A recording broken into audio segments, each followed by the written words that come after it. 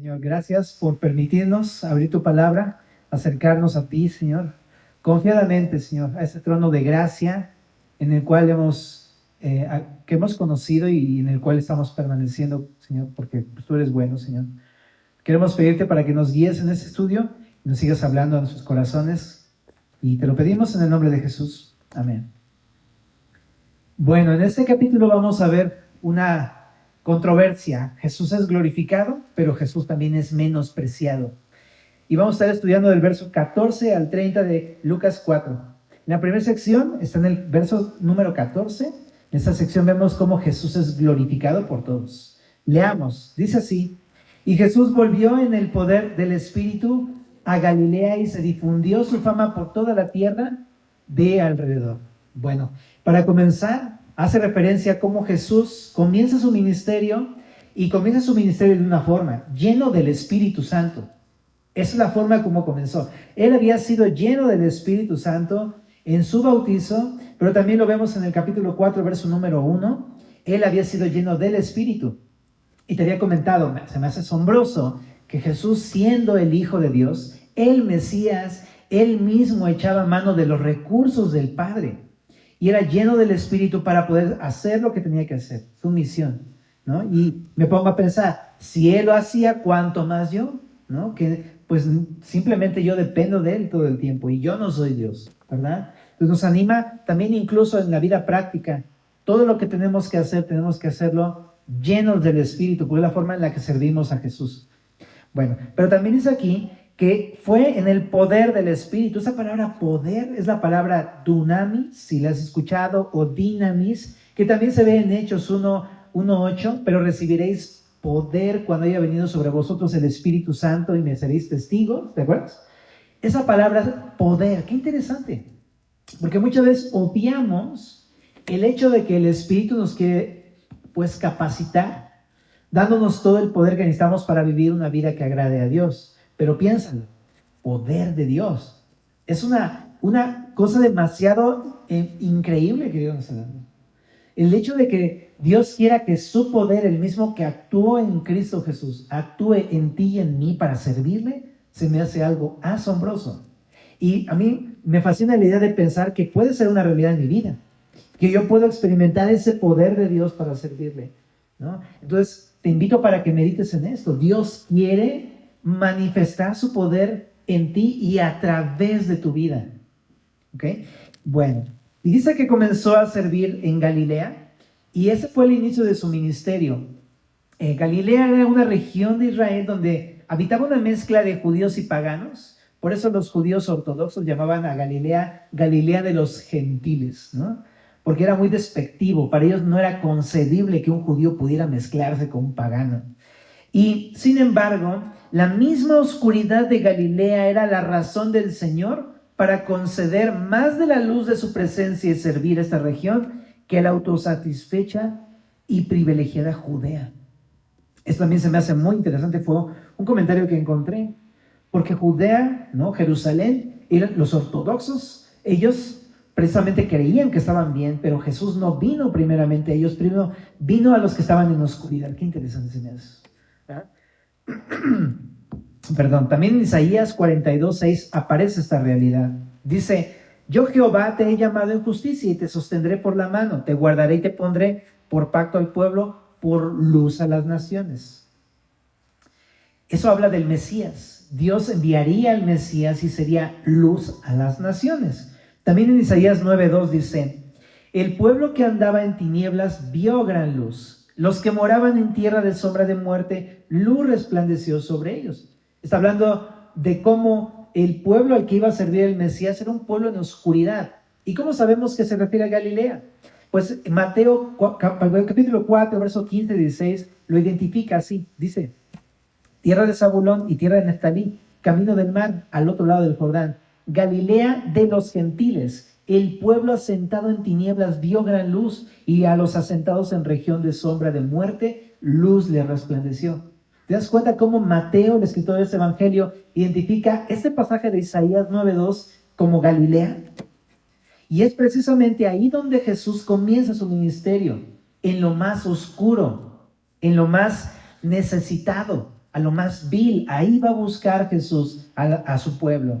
Ahora, ahí en Galilea enseñaba Jesús la escritura en las sinagogas.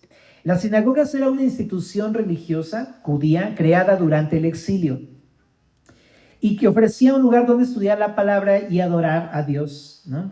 En Capernaum existía una gran sinagoga y de hecho que todavía están las ruinas. El día de hoy puedes googlear y ahí están las ruinas de la sinagoga de Capernaum, y ahí Jesús enseñaba frecuentemente.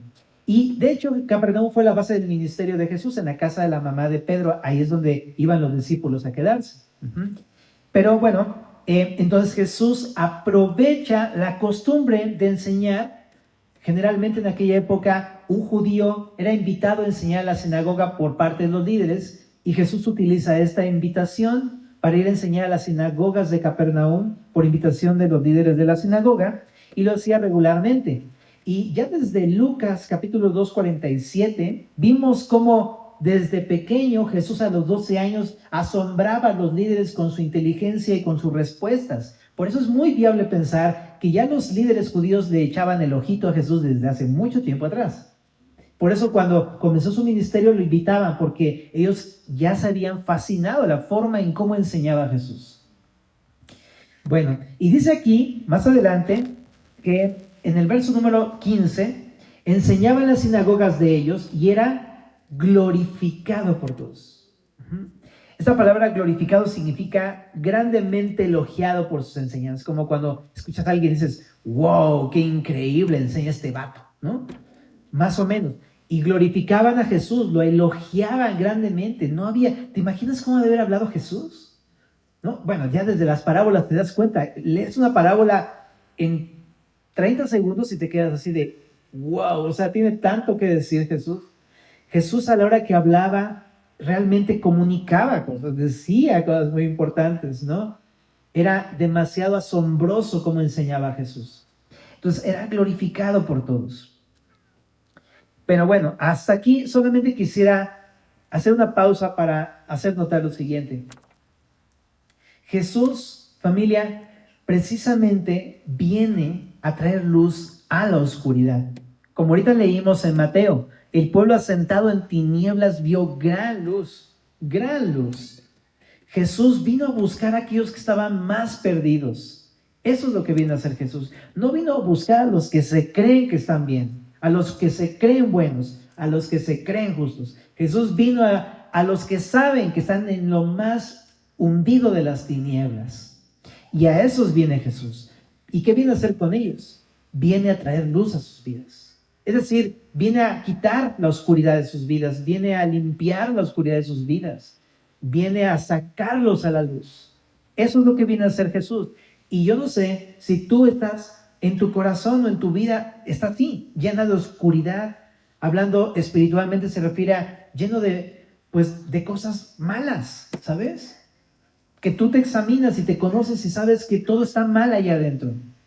La buena noticia es que Jesús viene. Este pueblo que estaba hundido en tinieblas vio gran luz, y si tu vida, aunque esté en tinieblas, le abres el corazón a Jesús, va a alumbrarlo. Bueno, y acá adelante en el verso número 16 dice, vino a Nazaret, donde se había criado, y en el día de reposo entró en la sinagoga conforme a su costumbre y se levantó a leer. Y se le dio el libro del profeta Isaías, y habiendo abierto el libro, halló el lugar donde estaba escrito, el Espíritu del Señor está sobre mí, por cuanto me ha ungido para dar buenas nuevas a los pobres, me ha enviado a sanar a los quebrantados de corazón, a pregonar libertad a los cautivos y vista a los ciegos, a poner en libertad a los oprimidos, a predicar el año agradable del Señor.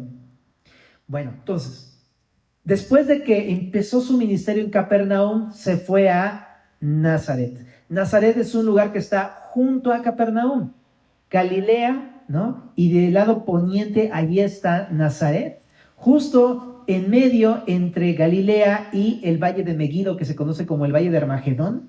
En esa zona está Nazaret, es una montaña así como medio, parece como una donita, ¿no? Y ahí está metida Nazaret. Es un pueblo muy pequeño de 500 personas a lo mucho. Haz de cuenta, el doble de esto.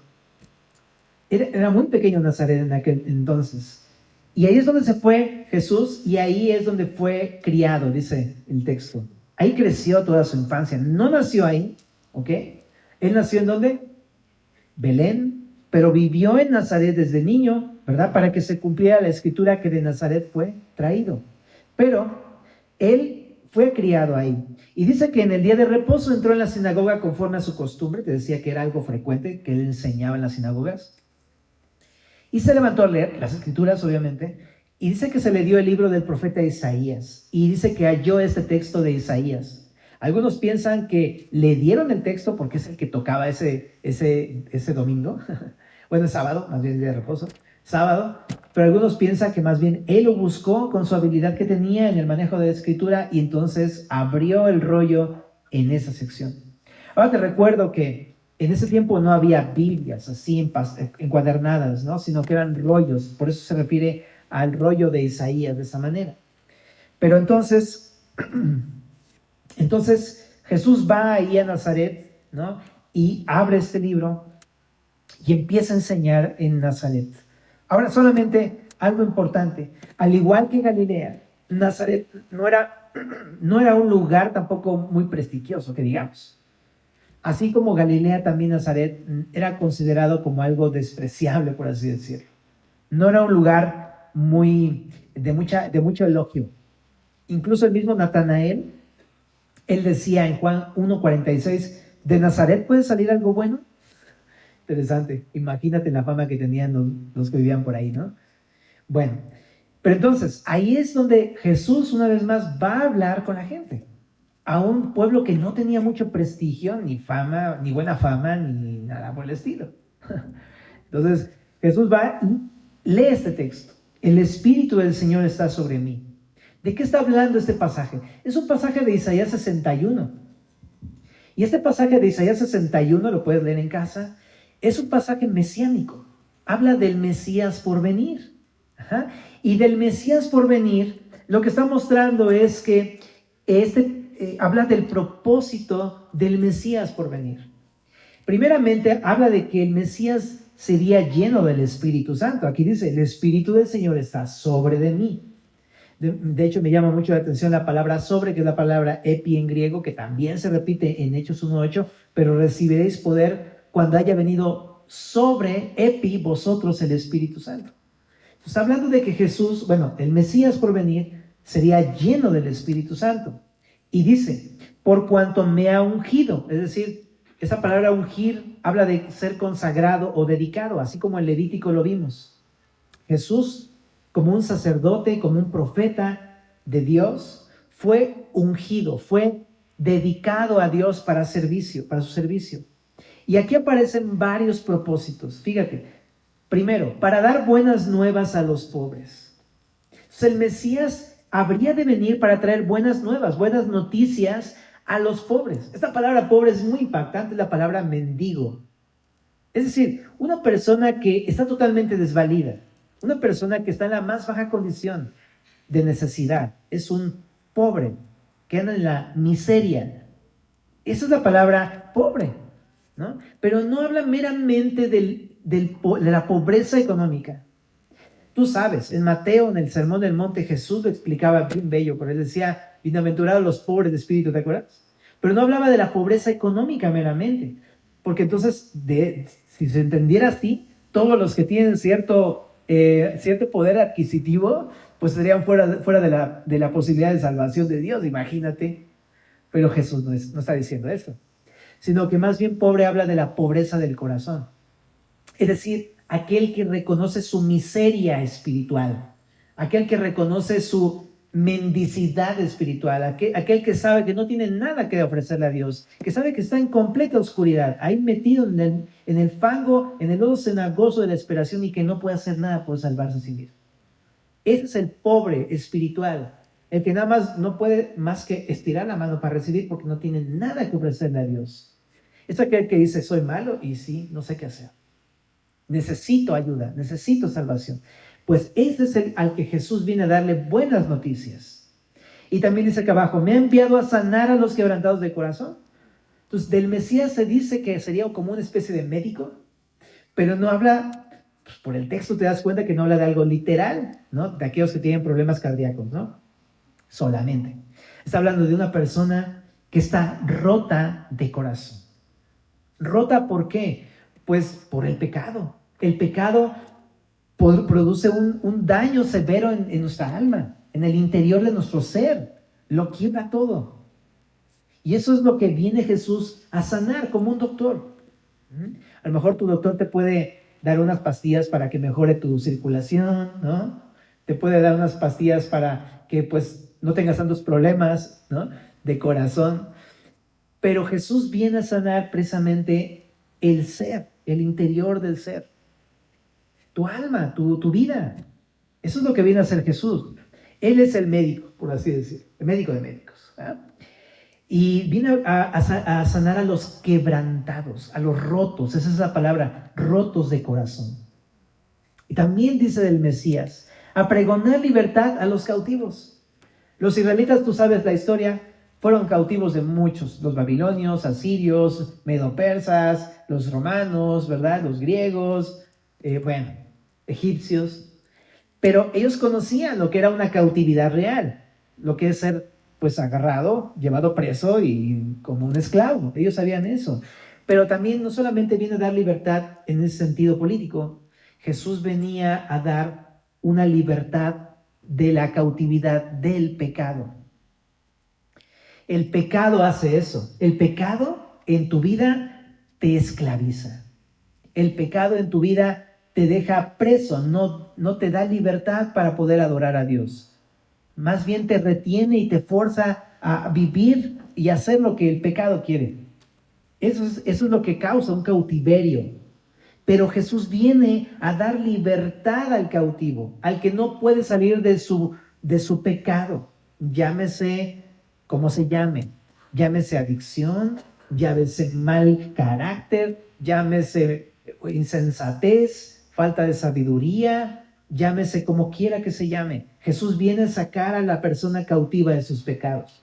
También dice del Mesías, y vista a los ciegos. Entonces, por supuesto, ¿no? Vemos en los evangelios más adelante cómo Jesús pone las manos sobre el ciego y lo sana y así, ¿no? Que unta saliva en la tierra y entonces se la unta ahí. Pero no solamente a los ciegos. Él hablaba de la ceguera espiritual. Las personas no pueden ver a Dios. No pueden entender las cosas de Dios, no pueden entender la palabra de Dios, no pueden ver a Dios y relacionarse con Dios hasta que sean abiertos sus ojos y puedan darse cuenta de la realidad espiritual.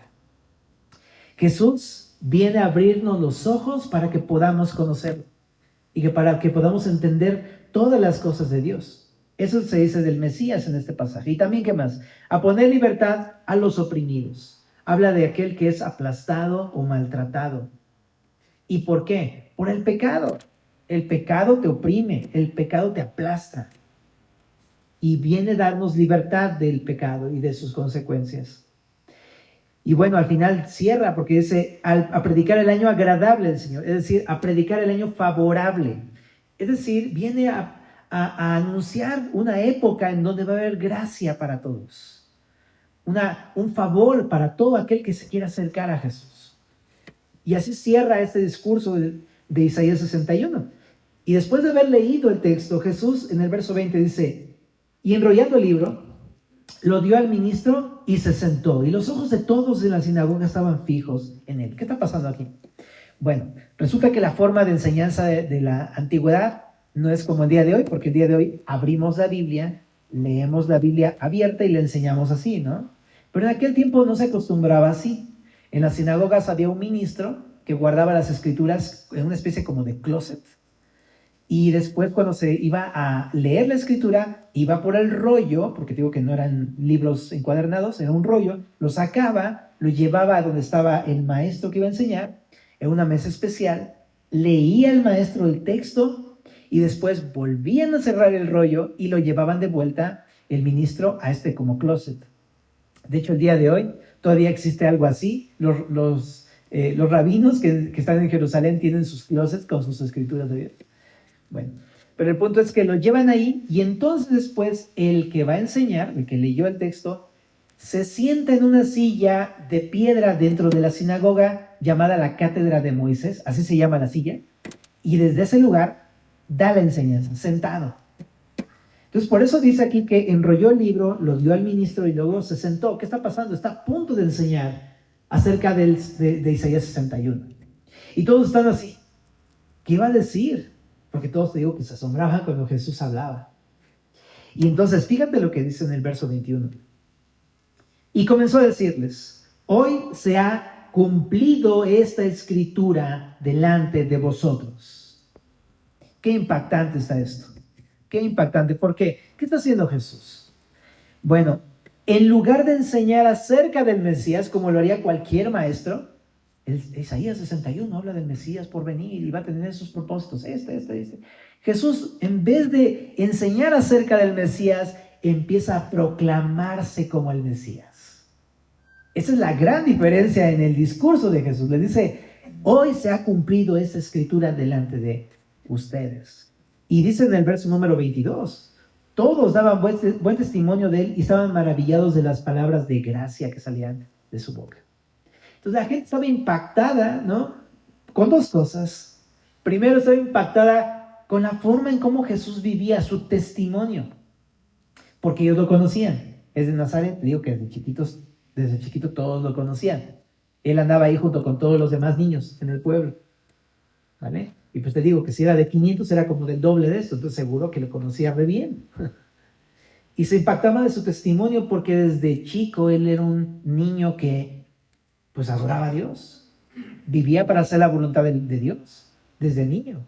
Su testimonio, imagínate ver una persona que nunca falla, perfecta, intachable, irreprensible, justa, amorosa, obediente, impecable en el sentido estricto de la palabra, porque Jesús nunca pecó. Imagínate, eso era Jesús y todos estaban impactados con la forma en cómo vivía Jesús. Pero también algo que estaban impactados es de las palabras de gracia que salían de su boca.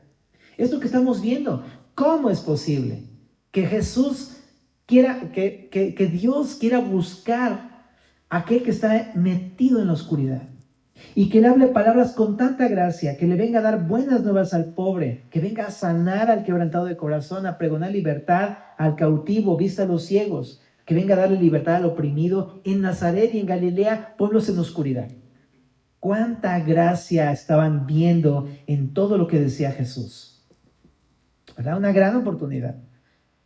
Entonces, hasta aquí, familia, todo iba muy bien. Pero antes de ponernos intensos aquí en esta sección, creo que está bueno aprender un par de cosas al menos de esa sección. Aunque hay mucho de qué hablar, ¿ok? Pero me gustaría cerrarlo con dos cosas al menos. Primeramente, decir que muchas veces uno se acerca a Jesús con ciertas expectativas de quién es Jesús, ¿no? Y aunque Jesús, sí es cierto que vino como un profeta porque hablaba de parte de Dios, es muy claro que Él no está diciendo que solamente es un profeta. Jesús está diciendo que más que un profeta, Él es el Mesías esperado. Él es el Dios hecho carne, Emmanuel, Dios con nosotros. Él es el mismo Hijo de Dios, Dios encarnado. Ese es Jesús. Entonces, si tú tienes dudas acerca de que Jesús es solamente un buen maestro, es un buen maestro, pero es más que un buen maestro. Es el Hijo de Dios, es Dios hecho carne, es el Mesías prometido. Y también otra cosa que quiero comentar acá, ¿no? Jesús me encanta porque siendo quien es, ¿no?, quien es tan perfecto, tan santo, es diferente a nosotros, es Dios. Él está completamente interesado en venir a tu vida, aunque esté completamente llena de oscuridad. Él viene a traer luz a nuestra oscuridad. Eso es lo que viene a hacer Jesús. Yo no sé si aquí sentado ahorita tú estás identificándote como una persona así. A lo mejor te sientes, es que yo me siento en verdad un miserable. Sé que mi condición en mi corazón está mal. O sea, no puedo dar un peso por Dios. No puedo hacer nada por Dios. Estoy mal. Estoy en completa miseria espiritual. Mi corazón está roto por mi pecado. Incluso no solamente el mío, he destrozado varios corazones, ¿verdad? Lastimado a otros por mi pecado. A lo mejor tú te sientes como una persona que está cautiva porque no puede salir de su pecado, no puede dejar de hacer lo malo, no puede salir de su adicción, no puede dejar de hacer cosas malas.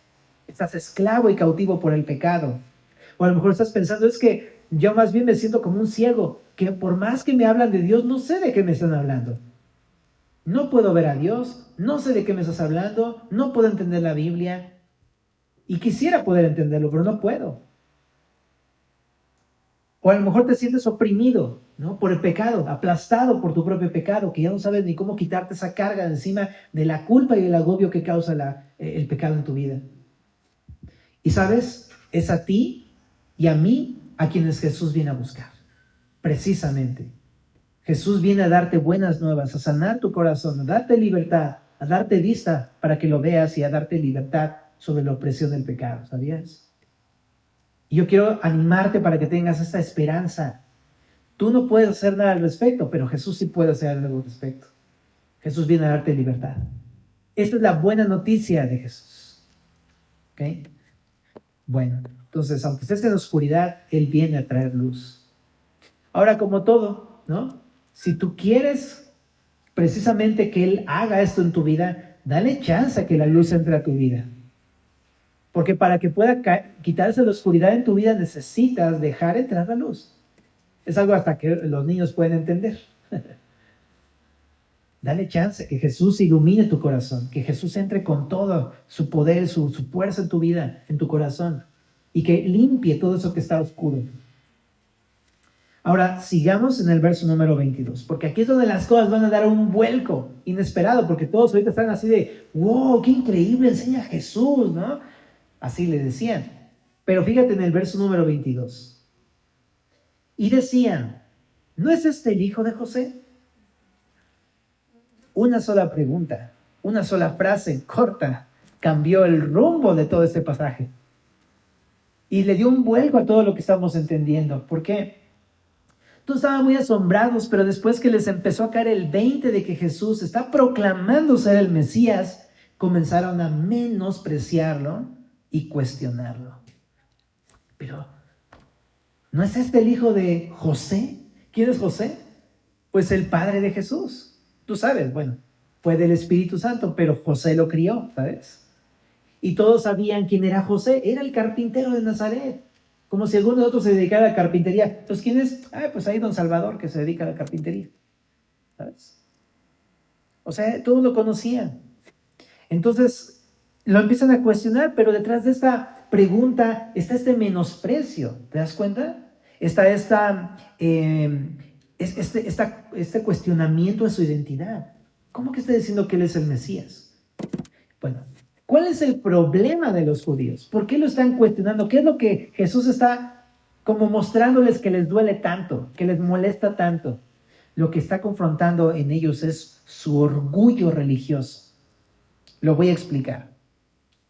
¿Cómo es que, siendo el simple hijo de un carpintero, con un oficio poco notable, sin ser de una familia de renombre, sin estatus, sino siendo criado en Nazaret, que es algo así como el barrio de la Ciudad de México, sin escuela como tenían los hijos de los sumos sacerdotes, tenían la escuela de Gamaliel y la escuela de no sé quién y la escuela de no sé quién? Él no tenía una escuela de ese tipo, como los líderes de las sinagogas. Tampoco tenía un atractivo, como dice Isaías 53:2, sin atractivo para que le deseemos.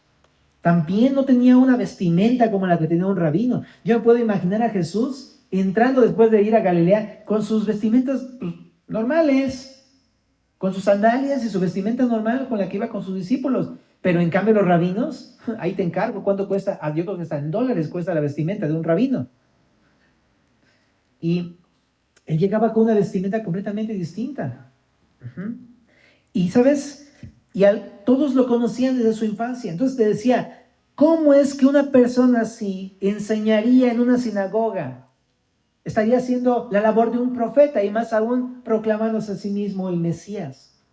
Y para ellos era como, eso no es posible, no se parece a nosotros, eso no está bien. Porque el Mesías no era como ellos se lo esperaban, no cumplía sus expectativas. Era completamente distinto como que ellos creían que iba a ser el Mesías. Y entonces por eso a ellos les rompe su religiosidad, les pega en su orgullo religioso. Ahora, lo están desaprobando como Mesías, pero también como profeta. Para ellos solamente es el hijo de un carpintero. Habla de menosprecio. ¿Y qué le responde Jesús ante esa pregunta que hacían todos? Porque dice aquí que no solamente unos. Todos se preguntaban eso. ¿No es este el hijo de José? ¿No es este el hijo de José? Pues Jesús dice, sin duda, verso 23, sin duda me diréis este refrán, médico, cúrate a ti mismo. Qué interesante, ¿verdad? Porque precisamente eso es lo que le dijeron a Jesús, ¿no? Nos deja ver que Él sabe que va a ser rechazado, aunque Él ha venido a sanarlos como un médico. Y de hecho eso fue lo que le dijeron en la crucifixión, en Lucas 23:35, le dijeron, a otro salvó, sálvese a sí mismo. Si este es el Cristo, el escogido de Dios. Y Jesús sabía, lo van a rechazar. También en el verso 23 continúa, dice, de tantas cosas que hemos oído que se han hecho en Capernaum, haz también aquí en tu tierra. Entonces también Jesús sabe que van a exigirle que haga las mismas cosas que habían oído de Jesús en su ministerio en Capernaum. Y probablemente se refiere a los milagros que hacía, lo van a tentar para que haga milagros, pues. Pero también Jesús sabe que aunque los hiciera, ellos no van a creer en él. ¿Por qué sabemos esto? Por el verso 24. Y añadió, de cierto os digo que ningún profeta es acepto en su propia tierra. Qué interesante, le está diciendo, de cierto os digo que ningún profeta es acepto o aprobado en su propia tierra. Es decir, Jesús está diciéndoles que si algo los ha caracterizado en su historia, es rechazar a aquellos a quienes Dios les envía. Eso les está mostrando. Su característica, pueblo, es rechazar a los profetas. Por eso te digo, aunque hiciera milagros, Él sabe qué hay en sus corazones. Rechazo. Estaban demasiado orgullosos con su propia religión. Y ellos no iban a aceptar que viniera el Mesías a gobernar sobre ellos y quitar su religión. Ahora, en el verso 25, ¿no? Ahí empieza a citar dos ejemplos de profetas que fueron rechazados en la historia de Israel. Fíjate, el primero es Elías. Leamos. Y en verdad os digo que muchas viudas había en Israel en los días de Elías, cuando el cielo fue cerrado por 3 años y 6 meses. Y hubo una gran hambre en toda la tierra. Pero a ninguna de ellas fue enviado Elías, sino a una mujer viuda, ¿en dónde? Sarepta de Sidón. Entonces, en primer lugar, pone el ejemplo de Elías. Esto habla de Primero de Reyes 17. En la época del rey Acab, el pueblo de Israel estaba apartadísimo de Dios, lleno de idolatría, adorando a Baal y demás. Entonces, Elías estaba, me imagino, leyendo su devocional en Primero de Reyes 8, porque ahí cita precisamente de cómo si el pueblo desobedeciera a Dios, ¿no? Estaba recordando lo que Salomón dijo pues en su discurso cuando se erigió el templo, pero ahí dice que si el pueblo se apartaba de Dios, entonces Dios cerraría los cielos y no habría lluvia hasta que ellos volvieran a Dios. Entonces, ¿qué hace Elías? Cuando entiende este pasaje se pone a orar. ¿Y qué crees que ora? Que se cierre el cielo, es una metáfora, y que no haya lluvia, y Dios lo escucha. Y en la historia vemos cómo 3 años y medio dejó de haber lluvia. Ahora, échate esa. Como pueblo, imagínate si nada más aquí nos secamos un mes y estamos así de, no, pues ya se acabó el agua, ya no hay con qué lavar, ¿no? Y demás, es un caos. Se te va el agua del departamento una semana y está uno llorando de, ¿y ahora qué voy a hacer? ¿No? Bueno, entonces así pasó en el pueblo de Israel. Y luego Dios manda a Elías a confrontar a Acab para decirle que todo eso es por su pecado. Y ese es el ministerio de Elías. Era un hombre que pues, él enfatizaba la ley para confrontar el pecado del pueblo. Entonces va con Acab. ¿Y qué crees que hace Acab? El rey Acab rechaza a Elías y lo empieza a perseguir. Y Dios le dice, escóndete en el arroyo de Kerit, ¿no? ¿Te acuerdas? Y se va al arroyo y Acab está buscándolo para matarlo. Después acaba el agua de Kerit y lo manda a la casa de una viuda en Sidón, en Sarepta de Sidón, y va con esta viuda.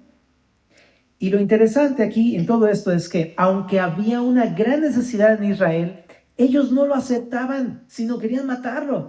Qué cosa tan más frustrante. O sea, ellos necesitan agua, necesitan comida, no tienen nada de eso. La única salida es regresar a Dios y ni aún así aceptan al profeta de Dios. Porque están tan necios, tan duros en su corazón, que no quieren escuchar a ese profeta. ¿Y qué hace Dios? Lo envía a una viuda en Sarepta. ¿Y qué crees que hace la viuda? Una mujer necesitada, una mujer que no tenía nada. Dice que tenía nada más un poquito de harina y aceite y después dejarse morir. Y esta viuda, en su necesidad, siendo no del pueblo judío, acepta al profeta.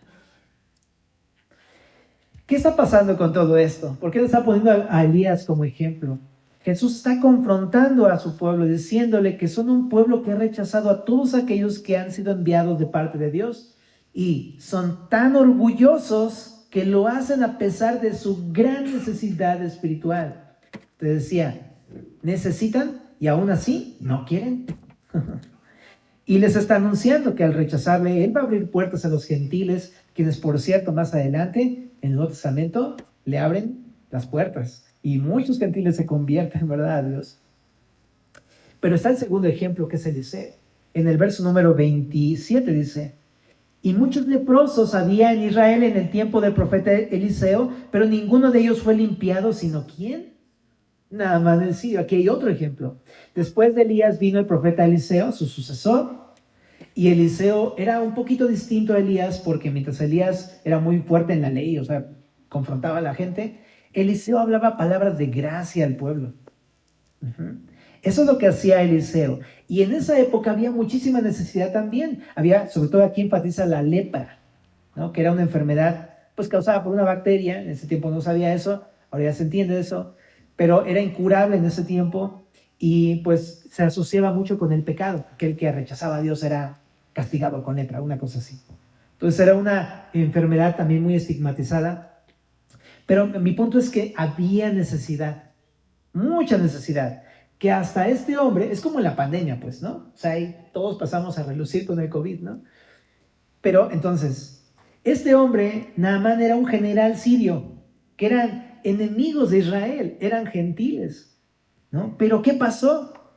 Pues como el pueblo rechazó a Eliseo, aunque les habló palabras bonitas de gracia, entonces Eliseo fue enviado a Naamán el sirio. Y bueno, ya ocurre toda la historia de Naamán el sirio, porque Naamán el sirio sí le recibió. Ahora solamente quiero recordar de qué pasó con Naamán el sirio. Nada más chécalo en tu casa, por favor, léelo. Es primera de Reyes, segunda de Reyes 5. Segunda de Reyes 5. Pero ahí Naamán el sirio estaba enfermo de lepra. Y él era una persona que en sus inicios era una persona bastante villana contra el pueblo de Israel, porque incluso tenía de esclava a una jovencita judía. Cuando se enfermó de lepra, la jovencita judía le dijo: ve a ver a Eliseo, él te puede sanar. Bueno, no sé si lo dijo así, ¿no? Pero le dijo sí. Entonces, Naamán va a buscar a Eliseo.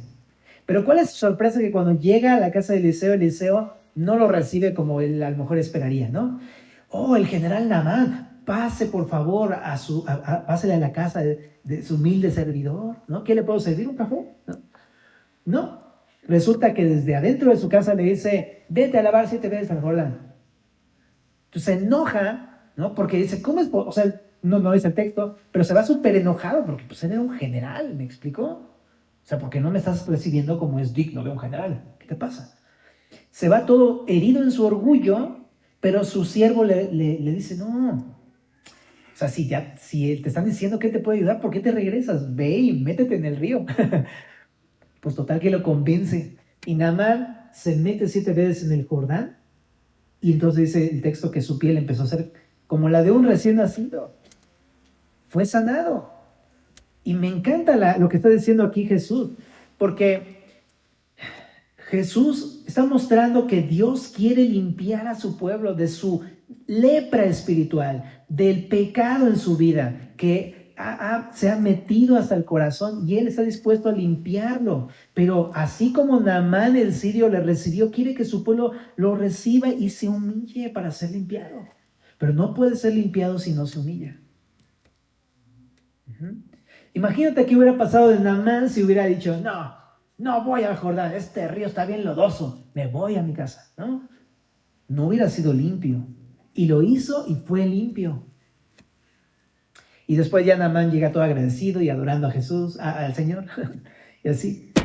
Pero bueno, mi punto aquí, ¿cuál es? Que Jesús está mostrando a su pueblo que Dios ha usado palabras de gracia con los israelitas. Ellos han rechazado aún así a los profetas. Y Jesús viene hablando palabras de gracia como las de Eliseo y le están rechazando también a él.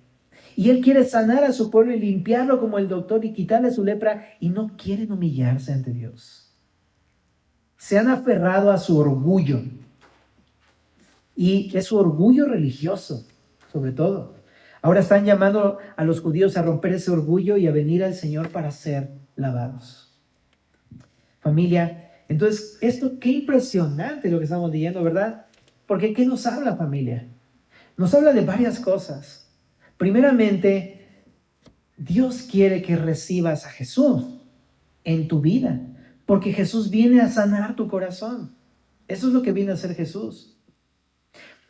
Evitemos el pecado. ¿Cuál es el problema? El pecado de rechazar a Jesús. Muchas veces rechazamos a alguien que viene hablándonos y confrontándonos muy directamente y lo rechazamos. O a veces hasta nos hablan palabras bonitas de gracia. Hasta nos dicen, Dios te ama y te tengo que dar una buena noticia. No me hables, vete de aquí. Y lo rechaza uno y no está uno aceptando esas palabras de gracia. Pero es porque quizá no te está dando cuenta del bien que Dios quiere hacerte. Él quiere limpiar tu corazón, quiere perdonar tus pecados, quiere restaurar tu vida que de por sí ya es una miseria, ¿no te das cuenta? Que de por sí ya está rota, que de por sí ya eres cautivo, que no ves las cosas de Dios. Y Dios quiere cambiar eso en tu vida. Pero ahora quiero también decir una cosa, ¿no? Hablando ahora a la familia cristiana, aquellos que hemos depositado nuestra fe en Jesús. Eso es lo que hicimos por primera vez cuando nos acercamos a Cristo, pero no significa que durante nuestro caminar cristiano no podríamos llegar a caer en un pecado así. Porque muchas veces ya siendo cristianos, pues escuchamos la voz del Señor y ¿qué hacemos? En vez de aceptar lo que nos dice, rechazamos lo que nos dice su palabra. Y estamos ignorando que Él quiere venir, o sea, nos quejamos de todo, ¿no? Es que me siento mal, estoy roto en mi corazón, es que estoy cautivo y no sé qué hacer y tengo muchos problemas. Ven a Jesús. ¿De qué me hablas? ¿Cómo que venir a Jesús si yo ya soy cristiano? Por eso, rompe tu orgullo cristiano. Rompe tu orgullo de decir, es que yo ya soy cristiano, es que yo ya conozco la palabra, es que yo ya me sé los versículos, es que yo ya enseño. No, rompe ese orgullo. Dios quiere limpiarte, pero necesitas humillarte ante el Señor. ¿Se entiende la idea? Mientras nosotros nos aferremos a nuestro orgullo religioso, decir, es que yo ya me la sé, yo soy cristiano, yo ya sé, no vas a ser limpiado. Jesús quiere darte esas. También el evangelio no solamente es para los no creyentes, para ellos es para salvación, pero para nosotros es para guiarnos. El evangelio lo necesitamos constantemente y para ser lavados constantemente. Y también, si eres cristiano, el evangelio es para ti. Dios quiere seguir limpiando tu corazón. Quiere seguir sacándote de estas esclavitudes que tienes, sanando tu corazón roto. Quiere enriquecerte con sus riquezas espirituales y quitarte esa pobreza y miseria que hay en tu vida. Quiere, hablando del corazón, quiere quitar la opresión y la carga del pecado y la culpa y todo eso que cargamos todo el tiempo. Eso es lo que quiere hacer Jesús, aún siendo cristiano. Entonces, rompe tu orgullo. No permitas que el orgullo estorbe para que Jesús haga su obra en tu vida, aunque seas cristiano. Déjalo, reconoce, así como Naamán, así como la viuda, reconoce, Señor, yo he creído en ti, pero sigo reconociendo que soy un miserable, que soy un necesitado, que soy un pobre leproso. Lo sigo reconociendo, Señor, y te pido que tú vengas y me ayudes. Te decía, si te humillas, Dios te va a sanar. Pero si no te humillas, vas a conservar tu condición. Y yo estoy seguro que no quieres eso. Pero si vienes a Él humillado, Él va a restaurar tu vida. ¿Vale? Ahora, me encanta porque aquí en el caso de Elías, ¿qué es lo que recibió la viuda? Recibió al profeta, las palabras del profeta. Y si tú recibes la palabra de Dios, vas a ser saciado con el pan de vida. Qué increíble.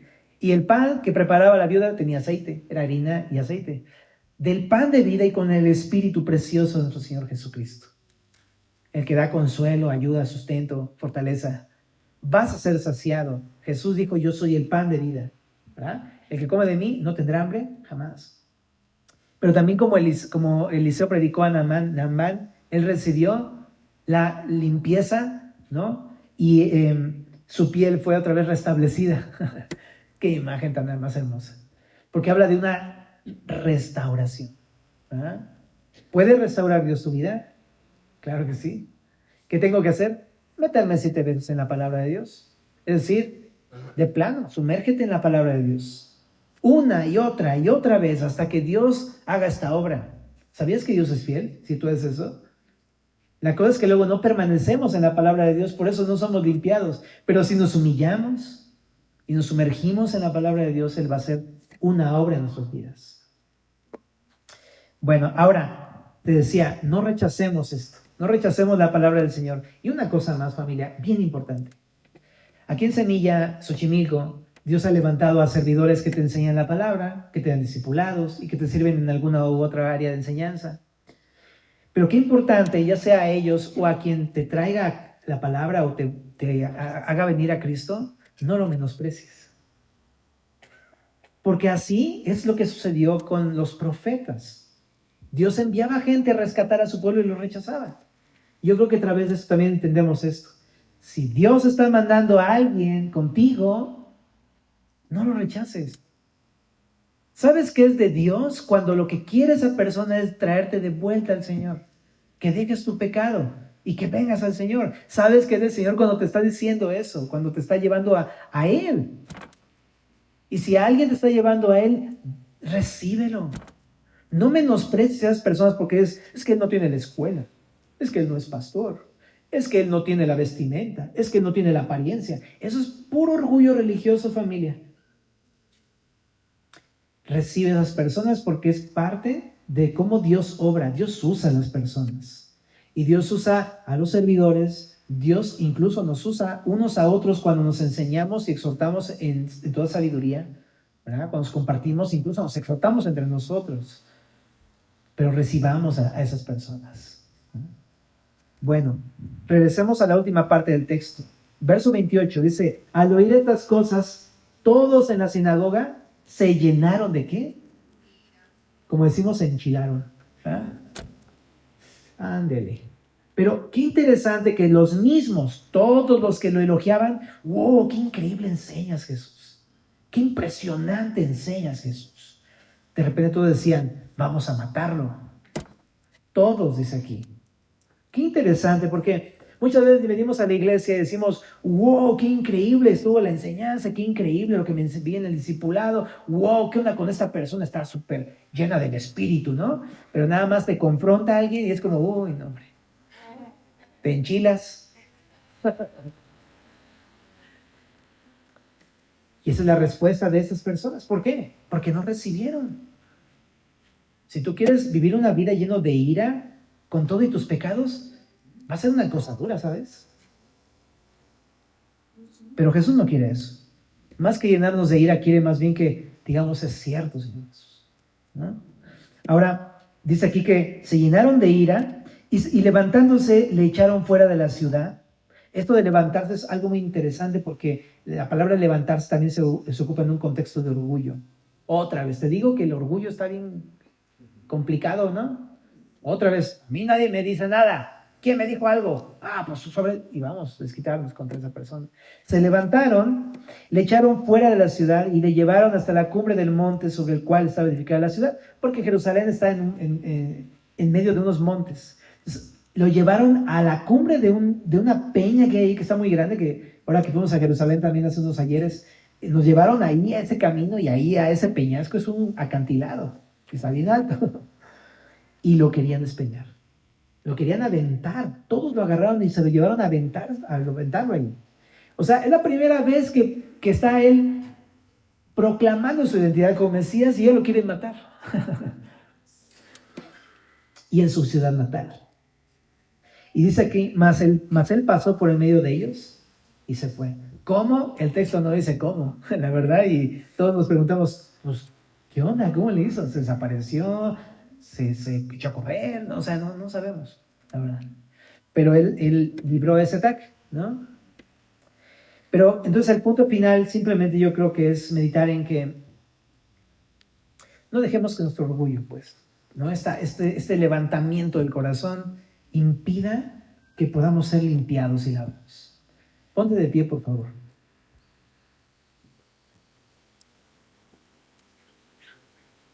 Si esta tarde tú necesitas ser limpiado por el Señor, es necesario que reconozcas tu condición. ¿Ah? Y te invito, si tú quieres hacerlo en tu lugar, puedes decirle una simple oración y pedirle que te perdone y te lave y te sane. Voy a hacer una oración solamente para guiarte si tú quieres hacerla junto conmigo, pero puedes decírselo con tus palabras. Es para creyentes, ¿ok? Es para personas que hemos creído en Él. Dile, Señor Jesús, quiero pedirte esta tarde que me laves de mis pecados. Perdóname por tantas veces que quizá he rechazado tu palabra, te he rechazado a ti y no he dejado que tú me laves y me limpies. Perdóname por este orgullo, Señor. Pero vengo a ti, Señor, humillado, reconociendo mi necesidad espiritual y te pido que tú me sanes mi corazón, que me limpies de mis pecados, Señor, y que restaures mi vida para tu gloria en el nombre de Cristo.